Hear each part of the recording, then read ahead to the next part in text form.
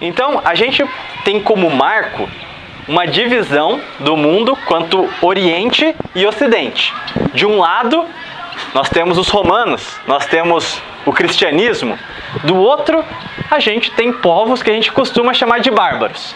Então, teve os mongóis, teve os sanguinários eslavos, teve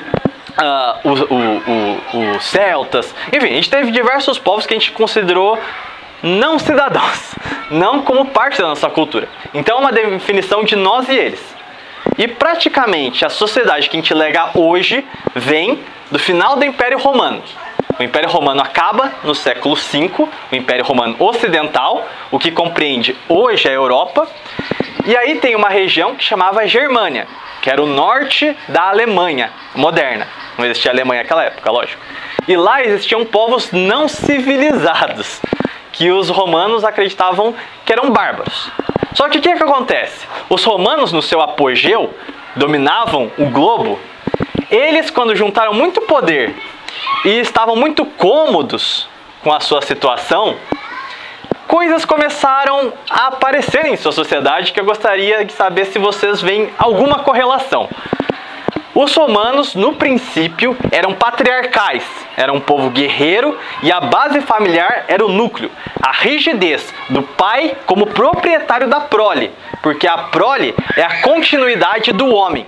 Ou seja, a minha vida não acaba comigo, o meu legado continua com o meu filho, que passa para o meu neto, e assim o Império Romano cresceu. No século V, a gente olha para as capitais do Império Romano, a gente observa algumas coisas. Primeiramente, aquelas colunas greco-romanas que tem nas ruínas, eu acho que todo mundo lembra de filmes, de imagens. Tem produtos químicos que a gente consegue revitalizá-lo e ver o que estava gravado nelas. Prostituição nas capitais romanas. A elite romana praticava com frequência o homossexualismo. Uma sociedade cada vez mais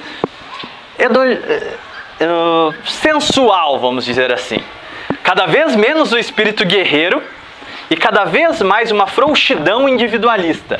Tudo pela minha liberdade, pelos meus desejos carnais.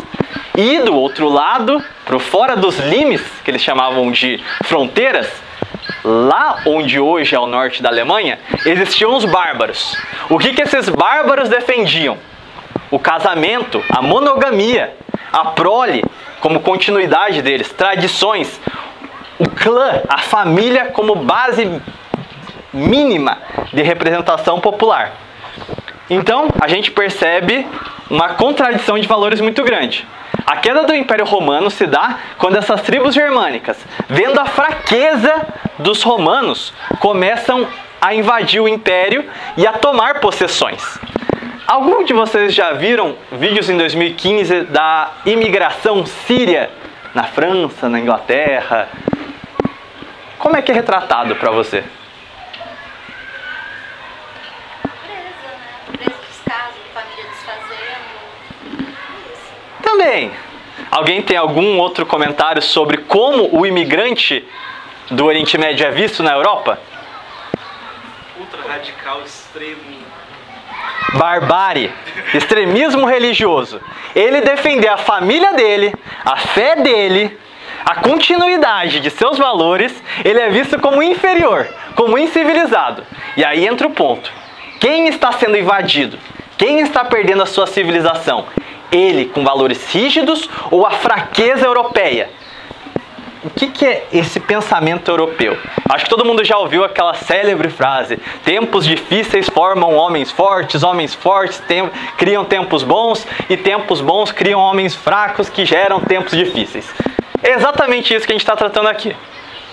Só que o que acontece? O Império Romano Ocidental cai devido à fraqueza dos valores da alma romana e surge estas que são chamadas de tribos germânicas. São vários subgrupos que vão tomar o território que hoje é a Europa e vão fixar reinos. Ou seja, um pai de família com um clã, com a sua família, vão tomar uma terra, vão proteger a terra e vão transformar aquelas terras em terras férteis. Vão dominar aquela região. Isso aí são os reinos que vão surgir. É o princípio embrionário do reino português, do reino francês. O reino francês é porque os germânicos que foram para lá eram os francos, por isso a correlação do nome. Quem, por exemplo, habita a Ibéria, que é onde hoje tem a Espanha e Portugal, são os visigotos. Então a gente vai ver essas tribos germânicas se fixando em todo o território europeu e estabelecendo um regime patriarcal, onde a família é o núcleo da sociedade e onde a hierarquia, a ordem, a disciplina e a tradição vão reinar. O grande ponto é que estes bárbaros, eles não destroem o tecido espiritual que estava se enfervescendo no Império Romano. Eles chegam lá e se defrontam com padres. E os padres convertem esses germânicos que invadiram o Império Romano. Então, de reino em reino, esses bárbaros vão se convertendo, criando as suas dinastias e vão surgindo os países que a gente conhece hoje. O reino de Portugal, o reino da França, o Sacro Império Romano Germânico, que vai ser o antecessor da Alemanha atual. Então, a gente vê nesse momento o fim de uma sociedade sempre sendo seguido do alvorecer de outra. E sempre valores decadentes em contraste com valores rígidos. Quando eu digo para vocês uma crescente do homossexualismo, da pederastia, dessa flexibilidade com as suas liberdades individuais que comprometem o coletivo, eu pergunto, eu estou falando de que sociedade? Da nossa ou dos romanos? Creio que das duas. Então, a nossa sociedade, o sistema que hoje é vigente, vai ruir. E o ponto que eu quero colocar aqui para vocês é: vocês querem ser os romanos, que serão tratorados, humilhados e apagados da história, ou vocês querem ser as tribos germânicas, que vão consolidar a maior herança civilizatória que nós legamos até os dias de hoje? Então, é essas duas faces que nós temos. Em outras medidas, vendo o atual estado de coisas que nós temos, eu digo que vocês têm duas opções. Por exemplo, vocês são um casal?